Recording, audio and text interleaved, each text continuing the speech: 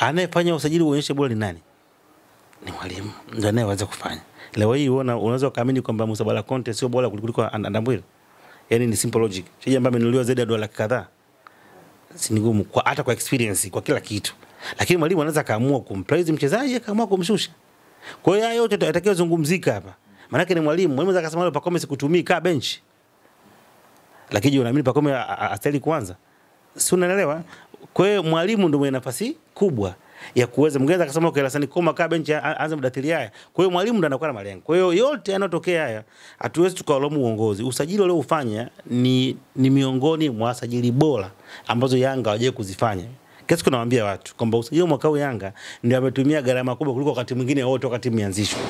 Sasa unapotumia gharama kubwa maana yake umechukua watu ambao sio wakuja kujaribiwa, ni watu wakuja kuanza. Sasa mwalimu anakwenda kwa watumiaji ni kitu kingine ambacho ataamua yeye.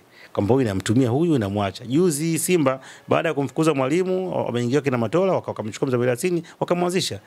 Mtu ambaye alikuwa onekanika kabisa. Kwa hiyo wakati mwingine mwalimu anza kaamua tu. Mimi nataka nimfanye star fulani akamfanya.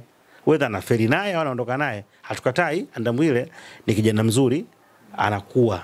Lakini bado hajafikia level ya kwanza kumkompea na mtu kama Musa Bala Conte. Lakini unaweza ukamkompea na aina ya mwalimu anayoitaka. Pengine anafika katika mfumo wake ambao anataka yeye autumie. Huyo ndio Edu ana afadhali kuliko mwingine kama kumwacha. Lakini mfumo uje umesaidia. Kama ingekufikia tu tukaona Yanga inacheza inafanikiwa, tungeweza kumwamini kwa sababu ulichokitaka kufanya kinatokea. Lakini ukibadilisha kikosi, ukachukua watu na ukashindwa kuonyesha maana yako umefeli.